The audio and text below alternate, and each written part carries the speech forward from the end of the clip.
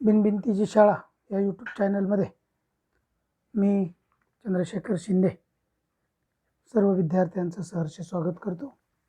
विद्यार्थी मित्रांनो, इतिहास लेखनामध्ये पाश्चिमात्य परंपरेची ओळख आपण पहिल्या पाठामध्ये करून घेतली। या पाठामध्ये आपण भारतीय इतिहास लेखनाच्या परंपरेबद्दल माहिती घेणार आहोत। म्हणून या पाठाचं नाव आहे इतिहास लेखन भारतीय परंपरा। प्राचीन काळामध्ये भारतीय इतिहास लेखनाची वाटचाल कशा पद्धतीची झाली याचा अभ्यास आणि भारतीय इतिहास लेख व विविध तात्विक प्रणाली याचा अभ्यास आपण या पाठामध्ये करणार आहोत। मग भारतीय इतिहास लेखनाची वाटचाल कशी झाली, प्राचीन काळातील इतिहास लेखन कशा पद्धतीचं केलं जात होतं, प्राचीन भारतामध्ये पूर्वजांचे पराक्रम, दैवत परंपरा, सामाजिक स्थित्यांतरे इत्यादींच्या स्मृती केवळ मौखिक परंपरेने जपल्या जात होत्या। हडप्पा संस्कृतीमध्ये मिळालेल्या प्राचीन लेखाच्या आधारे भारतामध्ये लेखन कला इसवी सनापूर्वी 3ऱ्या सहस्त्रकापासून किंवा त्याही पूर्वीपासून अस्तित्वात होती असे दिसते। परंतु हडप्पा संस्कृतीची लिपी वाचण्यात अजूनही यश मिळालेले नाहीये। भारतातील ऐतिहासिक स्वरूपाचे सर्वाधिक प्राचीन लिखित साहित्य हे कोरीव लेखांच्या स्वरूपामध्ये आपल्याला आढळतं। त्याची सुरुवात मौर्य सम्राट अशोकाच्या काळापासून म्हणजे इसवी सनापूर्वी 3ऱ्या शतकापासून होते। सम्राट अशोकांचे कोरीव लेख हे प्रस्तरावर आणि दगडी स्तंभावर कोरलेले होते किंवा आहेत। इसवी सनाच्या पहिल्या शतकापासून धातूची नाणी, मूर्ती, शिल्पे, ताम्रपट इत्यादीवरील कोरीव लेख उपलब्ध होऊ लागतात। यामधून महत्त्वाची ऐतिहासिक माहिती मिळते। या सर्व प्रकारच्या कोरीव लेखामुळे संबंधित राजाचा काळ, वंशावळ, राज्यविस्तार, तत्कालीन शासन व्यवस्था, महत्त्वाच्या राजकीय घडामोडी, तत्कालीन सामाजिक रचना, हवामान, दुष्काळ यासारख्या महत्त्वाच्या बाबींची माहिती आपल्याला यातून मिळते।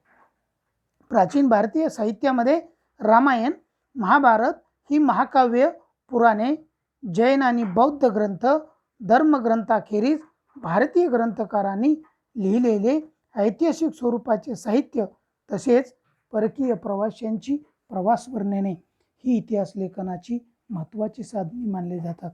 प्राचीन काळातील राजाचे चरित्र तसेच राजघराण्याचे इतिहास सांगणारे लेखन हे भारतीय इतिहास लेखनाच्या वाटचालीत महत्त्वाचे टप्पे आहेत। इसवी सनाच्या 7व्या शतकात बाणभट्ट या कवीने लिहिलेले हर्षचरित हे संस्कृत काव्य ऐतिहासिक चरित्र ग्रंथाच्या स्वरूपाचे आहे। त्यामध्ये तत्कालीन सामाजिक, आर्थिक, राजकीय, धार्मिक आणि सांस्कृतिक जीवनाचे वास्तववादी चित्रण केलेले आहे। अशा पद्धतीनं ही प्राचीन काळातील इतिहास लेखनाची परंपरा आणि त्या पद्धतीनं लिहिले जाणारे इसवी सनाच्या 7व्या शतकात बाणभट्ट कवीनं लिहिलेलं हर्षचरित्र हे संस्कृत काव्य ऐतिहासिक चरित्र ग्रंथाचा एक उत्तम नमुना आहे। म्हणून त्याचा समजून घेण्यासाठी आपल्याला एक ताम्रपट दाखवणार आहे। हे समजून घ्या असं तुम्हाला पुस्तकामध्ये दिलंय, चित्र दिलंय। हे चित्र सोहगौडा ताम्रपट आहे। हा ताम्रपट सोहगौडा जिल्हा गोरखपूर उत्तर प्रदेश येथे सापडला। हा ताम्रपट मौर्य काळातील असावा असं मानलं जातं। ताम्रपटावरील कोरीव लेख ब्राह्मी लिपीत आहे। लेखाच्या सुरुवातीस जी चिन्हे आहेत त्यातील पारासहित असलेला वृक्ष तसेच पर्वत, एकावर एक असलेल्या 3 कमानी ही चिन्हे प्राचीन आहेत। नाण्यावरही आढळतात। 4 खांबावर उभे असलेले दुमजली इमारतीप्रमाणे दिसणारे चिन्ह कोठार घरांचे निदर्शक असावेत असे अभ्यासकांचे मत आहे। या कोठार घरामधील धान्य जपून वापरण्यात यावं असा आदेश त्या लेखात दिलेला आहे। दुष्काळजन्य परिस्थितीचं निवारण करण्यासाठी काय काळजी घ्यावी या संदर्भातील हा आदेश असावा असं मानलं जातं। अशा पद्धतीचा हा सोहगौडा ताम्रपट आहे। आणि त्यानंतर आपल्याला मध्ययुगीन काळातल्या इतिहास लेखनाची परंपरा कशा पद्धतीची आहे याचा अभ्यास करायचा आहे। विद्यार्थी मित्रांनो, इसवी सनाच्या 12व्या शतकात कल्हण याने लिहिलेला राजतरंगिणी हा काश्मीरच्या इतिहासावरील ग्रंथ आहे। इतिहास लेखन शास्त्रशुद्ध कसे असावे याच्या आधुनिक संकल्पनेशी हा ग्रंथ जवळचे नाते सांगतो. त्यामध्ये अनेक कोरीव लेख, नाणी, प्राचीन वस्तूंचे अवशेष, राजकुलांच्या अधिकृत नोंदी आणि स्थानिक परंपरा अशा अनेक साधनांचा चिकित्सक अभ्यास करून आपण हा ग्रंथ रचला असा उल्लेख कलहनने केला आहे. मध्ययुगीन भारतामध्ये मुस्लिम राज्यकर्त्यांच्या दरबारातील इतिहासकारांच्या लेखनावर अरब आणि फारसी इतिहास लेखनाच्या परंपरेचा प्रभाव असलेला दिसतो. मध्ययुगीन मुस्लिम इतिहासकारामध्ये झियाउद्दीन बर्नी हा एक महत्त्वाचा इतिहासकार होता. त्यांनी तारीख-ए-फिरोजशाही या त्याच्या ग्रंथात त्याने इतिहास लेखनाचा हेतू स्पष्ट केला आहे. त्याच्यामध्ये इतिहासकारांचं कर्तव्य फक्त राजकर्त्यांच्या पराक्रमाचे आणि कल्याणकारी धोरणाचे वर्णन करून संपत नाही, तर त्यांच्या दोषाचे आणि चुकीच्या धोरणाचे चिकित्सक विवेचनही त्याने करायला हवे. एवढेच नव्हे तर संबंधित काळातील विद्वान व्यक्ती, अभ्यासक, साहित्यक आणि संत यांचा सांस्कृतिक जीवनातील प्रभावही लक्षात घ्यायला हवा. बर्नीच्या या विचारसरणीमुळे इतिहास लेखनाची व्याप्ती अधिक विस्तारली. अशा पद्धतीनं हा मध्ययुगीन काळातला इतिहास आहे. आता तुम्हाला प्रश्न विचारलाय, माहीत आहे का तुम्हाला? मुघल बादशहा अल्बेरुनीने विविध ज्ञानशाखांमध्ये भारतीयांनी केलेली कामगिरी आणि भारतातील समाज जीवन या संबंधीची माहिती अरेबिक भाषेमध्ये लिहून ठेवली. पुढील काळामध्ये अनेक परदेशी इतिहासकारांनी भारताविषयी माहिती देणारे ग्रंथ लिहिले. त्यातून हसन निजामी लिखित ताजुल मसीर, मिनाज-ए-शिराज लिखित तबाकत-ए-नसीरी, अमीर खुसरो यांनी विपुल लेखन तुजुक-ए-तिमुरी, हे तैमुरलिंग यांचे आत्मचरित्र, याही बिन अहमद सर हिंदी लिखित तारीख-ए-मुखबरशाही यासारखे ग्रंथ महत्त्वाचे आहेत. त्यांच्या लेखनातून आपल्याला भारतातील मध्ययुगीन कालखंडासंबंधीची माहिती मिळते. परदेशी प्रवाशांनी लिहून ठेवलेले वृत्तांत ही भारताच्या इतिहासाची महत्त्वाची साधने आहेत. Ibn Battuta, Abdul Razzaq, Marco Polo, Niccolo Conti, Barbosa, Domingos Paes हे त्यापैकी होत. त्यांच्या लेखनातून मध्ययुगीन भारतासंबंधीची ऐतिहासिक माहिती मिळते. ईश्वरदास नागर, भीमसेन सक्सेना, खापी खान आणि निकोलाय मनुची हे बादशाह औरंगजेबाच्या काळातील इतिहासकार होते. म्हणून मुघल काळातील इतिहास समजून घेण्यासाठी त्यांचं सुद्धा लेखन अत्यंत महत्त्वाचं आहे. आणि म्हणून विद्यार्थी मित्रांनो, हेही तुम्हाला माहिती आहे का असा तुम्हाला प्रश्न विचारला आहे, माहिती आहे का तुम्हाला? मग मुघल बादशाहाच्या दरबारातील इतिहासकारांच्या लेखनामध्ये राजकर्त्यांची स्तुती आणि त्यांच्याबद्दलची निष्ठा या पैलूंना विशेष महत्त्व प्राप्त झालं. त्याखेरीज त्यांच्या वर्णनात समर्पक पद्य उतारे आणि सुंदर चित्राचा अंतर्भाव करण्याची पद्धती सुरू झालेली दिसते. मुघल साम्राज्याचा संस्थापक बाबर यांचे आत्मचरित्र तुजुक-ए-बाबरी मध्ये त्याला कराव्या लागलेल्या युद्धाची वर्णने आहेत. त्याच्या बरोबरीने त्याने प्रवास केलेल्या प्रदेशाची आणि शहराची वर्णने, तेथील स्थानिक अर्थव्यवस्था आणि रीतिरिवाज, वनस्पती सृष्टी याचं बारकाईनं केलेलं निरीक्षण याचाही समावेश त्यामध्ये आलेला आहे. इतिहास लेखनाच्या चिकित्सक पद्धतीच्या दृष्टीने अबुल फजल याने लिहिलेल्या अकबरनामा या ग्रंथाचे विशेष महत्त्व आहे. अधिकृत नोंदीच्या आधारे ऐतिहासिक कागदपत्रांचे काळजीपूर्वक केलेले संकलन आणि त्यातील माहितीच्या विश्वासार्हतेची कसून केलेली छाननी हे अब्दुल फजलने अवलंबिलेली संशोधन पद्धती पूर्वग्रही विरहित आणि वास्तववादी होती असं मानलं जातं. विद्यार्थी मित्रांनो, इतिहास लेखन करत असताना बखर वाङ्मय हा एक अत्यंत महत्त्वाचा ऐतिहासिक साहित्यातला नमुना, महत्त्वाचा प्रकार. काय आहे बखर म्हणजे? बखर या शब्दाचा अर्थ हकीकत, बातमी, शूरवीरांचं गुणगान, ऐतिहासिक घडामोडी, लढाया, थोर पुरुषांचे चरित्र याविषयीचं लेखन आपल्याला या बखरीत वाचायला मिळतं. उत्तर पेशवाईमध्ये इसवी सन 1760 ते 1850 या सुमारे या कालखंडामध्ये अशा कितीतरी बखरी लिहिलेल्या आहेत. मराठी भाषेमध्ये विविध प्रकारच्या बखरी उपलब्ध आहेत. त्यातली एक महत्त्वाची बखर म्हणजे सभासद बखर होय. छत्रपती राजाराम महाराजांच्या कारकिर्दीमध्ये कृष्णाजी अनंत सभासद यांनी ही सदर बखर लिहिली. छत्रपती शिवाजी महाराजांच्या कारकिर्दीची माहिती यातून मिळते. त्यानंतर दुसऱ्या बखरीचं नाव तुम्हाला मी सांगतोय, भाऊसाहेबांची बखर. या बखरीत पानिपतच्या लढाईचं वर्णन आहे. याच विषयावर आधारित पानिपतची बखर अशी ही स्वतंत्र बखर आहे. होळकरांची कैफियत या बखरीतून आपणास होळकरांचं घराणं आणि त्यांचं योगदान समजतं. बखरीचं चरित्रात्मक, वंशानुचरित्रात्मक, प्रसंग वर्णनात्मक, पंथीय, आत्मचरित्रपर, कैफियत, पौराणिक आणि राजनीतीपर असे बखरीचे प्रकार आपल्याला पाहायला मिळतात. म्हणून अशा पद्धतीनं मध्ययुगीन काळातलं इतिहास लेखन आणि बखरी संबंधीची माहिती तुम्हाला मी दिलेली आहे. त्यानंतर आधुनिक काळातलं इतिहास लेखन म्हणजे काय आणि ते आधुनिक काळात इतिहास लेखन आणि ब्रिटिश इतिहास काळ कशा पद्धतीचा होता याचीही आपल्याला माहिती घ्यायची आहे. 20व्या शतकाच्या ब्रिटिशांच्या राजवटीमध्ये भारतीय पुरातत्व अभ्यासास सुरुवात झाली. भारतीय पुरातत्व सर्वेक्षण खात्याचे पहिले सरसंचालक अलेक्झांडर कनिंगहॅम यांच्या देखरेखीखाली अनेक प्राचीन स्थळाचं उत्खनन केलं गेलं. त्यासाठी त्यांनी प्रामुख्याने बौद्ध ग्रंथामध्ये उल्लेख असलेल्या स्थळावर लक्ष केंद्रित केले. पुढे जॉन मार्शल यांच्या कारकिर्दीमध्ये हडप्पा संस्कृतीचा शोध लागला आणि भारतीय संस्कृतीचा इतिहास इसवी सनापूर्वी 3ऱ्या सहस्त्रकापर्यंत किंवा त्याहूनही पूर्वीपर्यंत जाऊ शकतो असं हे सिद्ध झालं. भारतात आलेल्या अनेक ब्रिटिश अधिकाऱ्यांनी भारतीय इतिहासासंबंधी लेखन केले. त्यांनी केलेल्या लेखनावर ब्रिटिशांनी वसाहतवादी धोरणाचा प्रभाव आपल्याला दिसून येतो.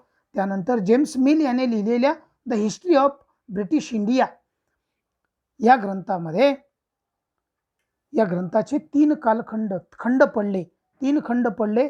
1817 साली प्रसिद्ध झाले. या ब्रिटिश इतिहासकारानं भारतीय इतिहासावर लिहिलेला हा पहिला ग्रंथ आहे. त्याच्या लेखनामध्ये वस्तुनिष्ठ दृष्टिकोनाचा अभाव आणि भारतीय संस्कृतीच्या विविध पैलू संबंधीचा पूर्वग्रहीदूषित दृष्टिकोन स्पष्टपणे उमटलेला दिसतो. अशा पद्धतीचं चित्र तुम्हाला समोर दाखवत आहे. जेम्स मिल यांचं हे चित्र आहे. सन 1841 मध्ये माउंट स्टुअर्ट एल्फिस्टन यांनी द हिस्ट्री ऑफ इंडिया हा ग्रंथ लिहिला. माउंट स्टुअर्ट एल्फिस्टन हे मुंबईचे गव्हर्नर इसवी सन 1819 ते इसवी सन 1827 या कालखंडामध्ये होते. भारताच्या इतिहासामध्ये मराठी साम्राज्याच्या कालखंडाचे स्थान अत्यंत महत्त्वाचे आहे. मराठी साम्राज्याचा इतिहास लिहिणाऱ्या ब्रिटिश अधिकाऱ्यामध्ये जेम्स ग्रँट डफ यांचं नाव महत्त्वाचं आहे. त्याने हिस्ट्री ऑफ द मराठाज हा ग्रंथ लिहिला. या ग्रंथाचे सुद्धा 3 खंड आहेत. भारतीय संस्कृती आणि इतिहास यांना कमी लेखण्याची ब्रिटिश अधिकाऱ्यांची प्रवृत्ती ग्रँट डफ यांच्या लेखनातून उमटलेली दिसते. अशीच प्रवृत्ती राजस्थानचा इतिहास लिहिताना कर्नल डॉड सारख्या अधिकाऱ्याच्या लेखनामध्ये आढळते. विल्यम विल्सन हंटर याने हिंदुस्थानाचा द्विखंडात्मक इतिहास लिहिला. त्यामध्ये त्यांची निपक्षपाती वृत्ती दिसते. डफ यांच्या इतिहास लेखनाच्या मर्यादा नीलकंठ जनार्दन कीर्तने आणि V.K. राजवाडे यांनी 19व्या शतकात दाखवून दिल्या. अशा पद्धतीचं हे आधुनिक इतिहास लेखनाच्या परंपरा आपल्याला जेम्स मिल, ग्रँट डफ यांच्या लेखनामधून, ब्रिटिश अधिकाऱ्यांच्या लेखनामधून दिसून येतात. आणि भारतीय इतिहास लेखन आणि विविध तात्विक प्रणाली म्हणजे काय याचा अभ्यास आपल्याला आता करायचा आहे. आता वसाहतवादी इतिहास लेखन म्हणजे काय हे अगोदर समजून घेऊया. विद्यार्थी मित्रांनो, भारतीय इतिहासाचा अभ्यास आणि लेखन करणाऱ्या सुरुवातीच्या इतिहासकारामध्ये प्रामुख्यानं ब्रिटिश अधिकारी तसेच ख्रिश्चन धर्म प्रसारकाचा अंतर्भाव होता. भारतीय संस्कृती गौण दर्जाची आहे हे पूर्वग्रहाचं प्रतिबिंब त्यांच्यामधील काहीच्या लेखनामध्ये स्पष्टपणे उमटलेलं दिसतं. वसाहतवादी ब्रिटिश सत्तेच्या समर्थनासाठी त्यांच्या इतिहास लेखनाचा वापर केला गेला. 1922 ते सन 1937च्या दरम्यान प्रसिद्ध झालेले केम्ब्रिज हिस्ट्री ऑफ इंडिया या ग्रंथाचे 5 खंड आहेत. हे वसाहतवादी इतिहास लेखनाचं ठळक उदाहरण आहे. त्याच्यानंतर प्राच्यवादी इतिहास लेखन सुरू झालं. युरोपमधील अभ्यासकामध्ये पूर्वेकडील संस्कृती आणि देश यांच्याबद्दल कुतूहल जागृत झालेलं होते त्याबद्दल आदर कौतुक असलेले काही अभ्यासक त्यांच्यामध्ये होते. त्यांना प्राच्यवादी असं म्हटलं जातं. प्राच्यवादी अभ्यासकांनी संस्कृत आणि युरोपीय भाषांमध्ये साधर्म्याचा अभ्यास केला. वैदिक वाङ्मय आणि संस्कृत साहित्याचा अभ्यास करण्यावर प्राच्यवादी विद्वानाचा भर होता. त्यातून या भाषांची जननी असणारी एक प्राचीन इंडो युरोपीय भाषा होती अशी कल्पना त्यांनी मांडली गेली. इसवी सनाच्या 1784 मध्ये सर विल्यम जोन्स यांनी कोलकाता येथे एसायटिक सोसायटीची स्थापना केली. त्याद्वारे प्राचीन भारतीय वाङ्मय आणि इतिहास यांच्या अभ्यासास चालना मिळाली. प्राच्यवादी अभ्यासकामध्ये फ्रेडरिक मॅक्सम्युलर या जर्मन अभ्यासकाचा प्रामुख्याने उल्लेख करायला हवा. त्यांच्या दृष्टीने संस्कृत भाषा ही युरोपीय भाषा गटातील अतिप्राचीन शाखा होती. संस्कृत साहित्याला त्याला विशेष रस होता. त्याने हितोपदेश या संस्कृत ग्रंथाचा जर्मन भाषेत अनुवाद केला. तसेच the sacred books of the east या नावाने 50 खंड संपादित केले. त्यांनी ऋग्वेदाचे संकलन करण्याचं काम केलं. ते 6 खंडामध्ये प्रसिद्ध झाले आहे. त्याने ऋग्वेदाचा जर्मन भाषेमध्ये अनुवाद केला होता. म्हणून अशा पद्धतीचे फ्रेडरिक मॅक्सम्युलर आणि विल्यम जोन्स या दोन्हीही प्राच्यवादी अभ्यासकांनी या आपल्या भारतीय ग्रंथाचा अभ्यास करून संस्कृतमध्ये त्याचा अनुवाद करण्याचं काम, संकलन करण्याचं काम त्यांनी केलेलं आहे. अलीकडच्या काळामध्ये प्राच्य विद्यावंताच्या लेखनामध्ये मागील छुपे साम्राज्यवादी हितसंबंध प्रकाशात आणण्याचं काम एडवर्ड सैद या विद्वानानं केलं. त्यानंतर आपल्याला भारतीय इतिहास लेखनामध्ये राष्ट्रवादी इतिहास लेखन करणारे तत्ववेत्ते यांचा आपल्याला अभ्यास करायचा आहे. 19व्या आणि 20व्या शतकामध्ये इंग्रजी शिक्षण पद्धतीमध्ये शिकून तयार झालेल्या भारतीय इतिहासकारांच्या लेखनामध्ये भारताच्या प्राचीन वैभवाचा अभिमान आणि भारतीयांची आत्मजाणीव जागृत करण्याकडे असलेला कल आपल्याला दिसून येतो. त्यांच्या लेखनास राष्ट्रवादी इतिहास लेखन असं म्हटलं जातं. महाराष्ट्रातील राष्ट्रवादी इतिहास लेखनास विष्णू शास्त्री चिपळूणकर यांच्यापासून प्रेरणा मिळाली. ब्रिटिश अधिकाऱ्यांनी लिहिलेल्या प्राचीन भारताच्या पूर्वग्रह दूषित इतिहासाला त्यांनी विरोध केला. अशा प्रकारे राष्ट्रवादी लेखन करणाऱ्या इतिहासकारांनी भारताच्या इतिहासातील सुवर्णकाळ शोधण्याचा प्रयत्न केला.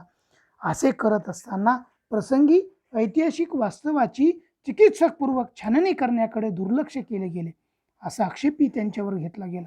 त्यानंतर महादेव गोविंद रानडे, रामकृष्ण गोपाळ भांडारकर, विनायक दामोदर सावरकर, राजेंद्रलाल मिश्रा, रमेशचंद्र मुजुमदार, काशीप्रसाद जयस्वाल, राधा कुमुद मुखर्जी, भगवानलाल इंद्रजी, वासुदेव विष्णू मिराशी, अनंत सदाशिव आतेकर हे काही राष्ट्रवादी इतिहासकारांची नावे उदाहरणादाखल आपल्याला देता येतील. तर अशा पद्धतीनं हे राष्ट्रवादी इतिहास लेखनावर प्रभाव पाडणारे महाराष्ट्रातले काही प्राचीन इतिहासकाराला पूर्वग्रहित दोष त्यांचा कशा पद्धतीचा आहे, चिकित्सापूर्व छाननी करण्याकडं कशा पद्धतीचं दुर्लक्ष केलं असा आक्षेप घेणारे आमचे महाराष्ट्रीयन राष्ट्रवादी इतिहास लेखन. पुन्हा तुम्हाला प्रश्न विचारला, माहीत आहे का तुम्हाला the rise of the Maratha power या ग्रंथामध्ये न्यायमूर्ती महादेव गोविंद रानडे यांनी मराठा सत्तेच्या उदयाची पार्श्वभूमी विस्ताराने मांडली. मराठी सत्तेचा उदय म्हणजे अचानक पेटलेला वणवा नसून त्यांची सामाजिक, सांस्कृतिक व धार्मिक क्षेत्रातील तयारी बराच काळ महाराष्ट्रात चालू होती ही त्यांनी प्रतिपादले. म्हणून अशा पद्धतीनं न्यायमूर्ती महादेव गोविंद रानडे यांची सुद्धा माहिती तुम्हाला असायला पाहिजे. म्हणून इतिहास लेखन, भाषाशास्त्र, याची उत्पत्ती, व्याकरण अशा अनेक विषयावर मूलभूत संशोधन करणारे आणि मराठी भाषेतून लेखन करणारे इतिहासकार म्हणून वि. का. राजवाडे हे परिचित आहेत. आपल्याला इतिहास आपण लिहिला पाहिजे, आपला इतिहास आपण लिहिला पाहिजे याचा पुरस्कार त्यांनी केला.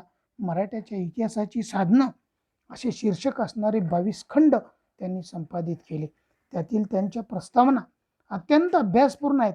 इतिहास म्हणजे भूतकालीन समाजाचं सर्वांगीण समग्र जीवन दर्शन, केवळ राजकीय घडामोडी सत्तांतरांसाठी कटकार असणे आणि युद्धे याच्याच हकीकती नव्हेत असं त्यांचं मत होतं. अस्सल कागदपत्राच्या आधारे इतिहास लिहिला पाहिजे असा त्यांचा आग्रह होता.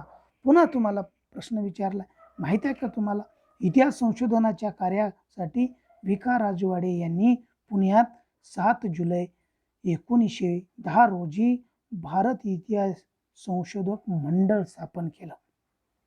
वि का राजवाड्यांचं इतिहास लेखनासाठी अत्यंत महत्त्वाचं गौरवशाली पाऊल म्हणजे हे भारतीय इतिहास संशोधन मंडळ स्थापन केलं. किती तारखेला? 7 जुलै 1910 रोजी. काय लिहिलं त्याच्यामध्ये? मानवी इतिहास काल व स्थल यांनी बद्ध झालेला आहे. कोणत्याही प्रसंगाचं वर्णन द्यायचं म्हटलं म्हणजे त्या प्रसंगाचा परिष्कार विशिष्ट कालावर किंवा विशिष्ट स्थलावर पसरून दाखवला पाहिजे. काल, स्थल व व्यक्ती या त्रियींची जी सांगड, तिलाच प्रसंग वा ऐतिहासिक प्रसंग ही संज्ञा देते. अशा पद्धतीची संज्ञा वि का राजवाडे यांनी मांडलेली आहे. भारतीयांनी ब्रिटिशाविरुद्ध दिलेल्या स्वातंत्र्य लढ्याला प्रेरणा देण्यासाठी राष्ट्रवादी इतिहास लेखनाचा उपयोग झाला.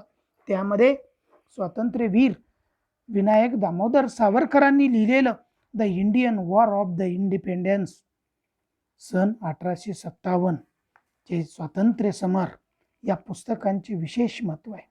राष्ट्रवादी इतिहास लेखनाच्या प्रभावामुळे प्रादेशिक इतिहास लिहिण्यालाही चालना मिळाली.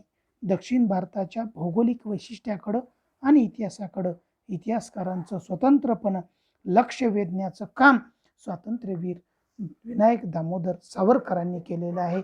म्हणून स्वातंत्र्य उत्तर काळातील काही इतिहास लेखन आपल्याला पाहायचं आहे. एकीकडं राजघराण्याच्या इतिहासावर भर देणारे इतिहास लेखन केले जात असतानाच सांस्कृतिक, सामाजिक, आर्थिक इतिहास लिहिण्यास सुरुवात झाली. आणि स्वातंत्र्य उत्तर काळामध्ये समाज, विज्ञान, अर्थव्यवस्था, राजकीय प्रणाली, धार्मिक विचारसरणी, सांस्कृतिक पैलू याचाही अभ्यास या इतिहास लेखनामध्ये करावा अशी विचारवंतांना आवश्यकता वाटू लागली.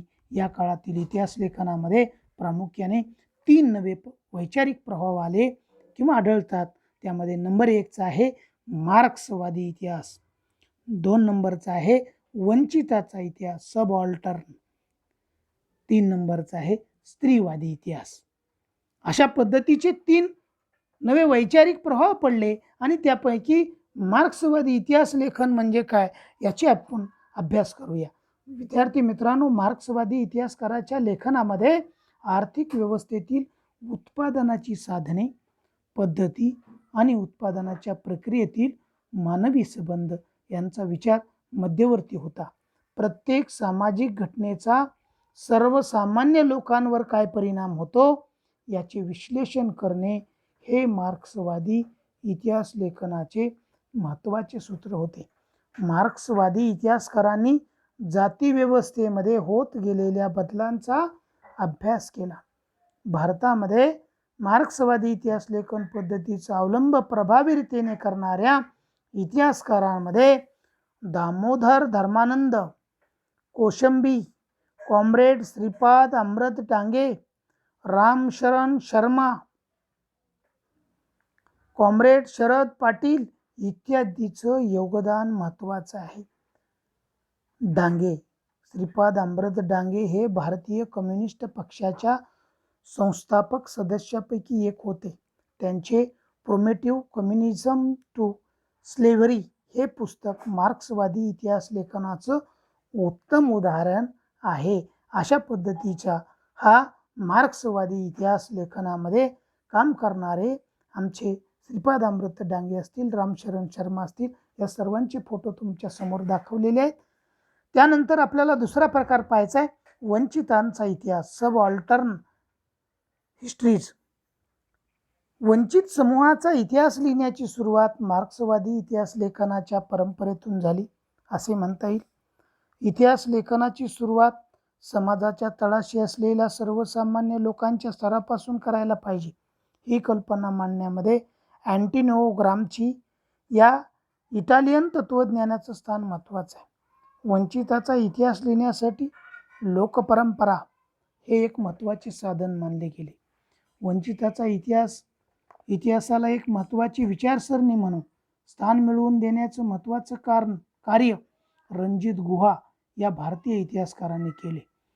परंतु त्यापूर्वीच भारतामध्ये वंचिताचा इतिहासाचा विचार क्रांतीसूर्य महात्मा ज्योतिराव फुले आणि भारतरत्न डॉक्टर बाबासाहेब आंबेडकर यांच्या लेखनातून दिसतो. महात्मा फुले यांनी गुलामगिरी या पुस्तकामध्ये शूद्र अतिशूद्रांचा इतिहास नव्याने उलगडून दाखवला. धर्माच्या नावाखाली स्त्रिया, शूद्र व अतिशूद्र यांच्या होणाऱ्या शोषणाकडं लक्ष वेधलं आणि महात्मा ज्योतिराव फुलेंनी गुलामगिरी या पुस्तकामधून जाती व्यवस्थाच्या माध्यमातून कशा पद्धतीचे लोक यांना वंचित ठेवतात ह्याचा अभ्यास कशा पद्धतीनं करता येईल हे दाखवून दिलं. त्यांचं शोषण कसे करतात हे दाखवण्याचा प्रयत्न महात्मा ज्योतिराव फुले यांनी केला. त्यानंतर भारताची सांस्कृतिक आणि राजकीय जडणघडणीमध्ये दलित वर्गाचा मोठा वाटा आहे. भारताच्या वसाहतवादी आणि राष्ट्रवादी इतिहास लेखनामध्ये त्याकडे दुर्लक्ष केले गेले. डॉक्टर बाबासाहेब आंबेडकरांनी ही गोष्ट केंद्रस्थानी ठेवून सतत लेखन केले. त्यांनी केलेल्या विपुल लेखनापैकी हू वेअर द शूद्राज आणि द अनटचेबल हे ग्रंथ वंचिताचा इतिहासाचे उदाहरण म्हणून सांगता येतील. अशा पद्धतीचे डॉक्टर बाबासाहेब आंबेडकरांनी लिहिलेले हे विपुल लेखन ते सुद्धा आपल्याला केंद्रस्थानी धरावे लागेल आणि वंचिताचा इतिहास कशा पद्धतीचा विचार मांडला हे माहिती करून घ्यावे लागेल. त्यानंतर तिसरा प्रकार आहे स्त्रीवादी इतिहास. भारतीय इतिहास लेखनाच्या क्षेत्रामध्ये सुरुवातीला प्रामुख्याने सर्वजण पुरुष अभ्यासक कार्यरत होते. त्यामुळं भारतीय इतिहास लेखनामध्ये स्त्रियांचं स्थान आणि त्यांची कामगिरी हा विषय तुलनेने दुर्लक्षित राहिला होता. त्यावर अधिक प्रकाश टाकणे हे स्त्रीवादी इतिहासकारापुढं पहिले आव्हान होते. तसेच स्त्रियांनी निर्मिलेले साहित्याचं संशोधन आणि संकलन करणं हेही आवश्यक होतं. इतिहासातील स्त्रियांच्या स्थानाचा विचार नव्यानं होणं हे पण आवश्यक होतं. म्हणून 19व्या शतकात स्त्रियांविषयी लेखन करणाऱ्या लेखिकामध्ये ताराबाई शिंदे यांचं नाव अग्रणी आहे. त्यांनी पुरुषप्रधान व्यवस्था आणि जाती व्यवस्था यांना विरोध करणारे लेखन केलं. सन 1882 मध्ये प्रसिद्ध झालेलं स्त्री पुरुष तुलना हे त्यांचं पुस्तक भारतातील पहिले स्त्रीवादी लेखन समजले जाते. सन 1888 मध्ये पंडिता रमाबाई यांचे the high caste Hindu woman हे पुस्तक सुद्धा प्रसिद्ध आहे. स्वातंत्र्योत्तर काळामध्ये झालेले लेखन स्त्रियांना घरी आणि कामाच्या ठिकाणी मिळणारी वागणूक, त्यांच्या राजकीय समतेचा हक्क यासारख्या विषयावर केंद्रित झालेले दिसते. अलीकडच्या काळात प्रसिद्ध झालेले स्त्रीवादी लेखनामध्ये मीरा कोशिंबी यांच्या crossing thresholds, feminist exchange in social history या पुस्तकाचा उल्लेख करता येईल. त्यात महाराष्ट्रातील पंडिता रमाबाई, भारतातील पहिल्या कार्यरत स्त्री डॉक्टर रखमाबाई यासारख्या स्त्रियांच्या जीवनावरील निबंध आहेत. महाराष्ट्रामध्ये दलित स्त्रियांच्या दृष्टिकोनातून सामाजिक वर्ग, जात इत्यादी बाबींच्या संदर्भामध्ये लेखन केले गेले. त्यामध्ये शर्मिला रेगे यांचे लेखन महत्त्वाचे आहे. Writing caste, writing gender, reading Dalit women's testimonies यामध्ये दलित स्त्रियांच्या आत्मचरित्रावर त्यांनी लिहिलेल्या निबंधाचे संकलन आहे. विशिष्ट विचार प्रणालीचा आश्रय न करता इतिहास लेखनामध्ये सर यदुनाथ सरकार, सुरेंद्रनाथ सेन, रियासतकार गो सरदेसाई, त्र्यंबक शंकर शेजवलकर यांचा सुद्धा नामोल्लेख आपल्याला करावा लागेल. म्हणून अलीकडच्या काळामध्ये स्वातंत्र्योत्तर काळामध्ये मार्क्सवादी इतिहास, वंचिताचा इतिहास आणि स्त्रीवादी इतिहास लेखन करणाऱ्या सर्व विचारवंताचे तुम्हाला फोटो समोर दाखवलेले आहेत. पुन्हा तुम्हाला प्रश्न विचारला आहे, माहीत आहे का तुम्हाला गोविंद सखाराम सरदेसाई यांनी मराठी रिसायत प्रकाशित करून मराठी इतिहास लेखन क्षेत्रात मोठी कामगिरी केली. त्यांचे हे कार्य इतके लोकप्रिय झाले की समाज त्यांना रियासतकार या नावाने ओळखू लागला. त्यांनी मराठ्यांचा समग्र इतिहास अनेक खंडात प्रकाशित केला आहे. विद्यार्थी मित्रांनो, अलीकडच्या काळात यदी फडके, रामचंद्र गुहा इत्यादी संशोधकांनी आधुनिक इतिहास लेखनामध्ये महत्त्वाची कामगिरी बजावली. भारतीय इतिहास लेखनावर भारतात उदयाला आलेल्या सामाजिक आणि राजकीय चळवळीचा प्रभाव होता. त्यांच्या बरोबरीनं भारतीय इतिहास लेखनाची परंपरा सुद्धा स्वतंत्रपणे आणि समृद्धरित्या विकसित होत गेलेली यातून आपल्याला दिसत आहे. म्हणून अशा पद्धतीनं इतिहास लेखन, भारतीय परंपरा, भारतीय इतिहास लेखनाची वाटचाल, भारतीय इतिहास लेख, विविध तात्विक प्रणाली, प्राचीन काळातील इतिहास लेखन, मध्ययुगीन काळातील इतिहास लेखन, आधुनिक काळातील इतिहास लेखन, ब्रिटिश काळातला इतिहास काळ आणि भारतीय इतिहास लेखन, विविध तात्विक प्रणाली, त्यामध्ये मार्क्सवादी, वास्तववादी आणि प्राच्यवादी आणि राष्ट्रवादी ह्या इतिहासाचा अभ्यास आपण केला. स्वातंत्र्योत्तर काळातील इतिहास लेखनाचा अभ्यास केला. त्यामध्ये मार्क्सवादी इतिहास लेखन, वंचिताचा अभ्यास, स्त्रीवादी इतिहास याचा अभ्यास या पाठामध्ये आपण केलेला आहे. विद्यार्थी मित्रांनो, अशा पद्धतीनं हा संपूर्ण पाठ विस्तरित पद्धतीनं तुम्हाला सांगितलेला आहे. त्याच्यामध्ये कुठली अडचण येत असेल, कोणत्या विचारवंताच्या बद्दल माहिती नसेल तर मला कमेंट बॉक्समध्ये किंवा फोन करून प्रश्न विचारा. त्याच पाठावरती तुम्हाला स्वाध्याय देत आहे. दिलेला स्वाध्याय तुम्ही वेळेवर सोडवून माझ्या व्हॉट्सअप नंबरला पाठवा. विद्यार्थी मित्रांनो, तुम्हाला सर्वांना कळकळीची विनंती आहे.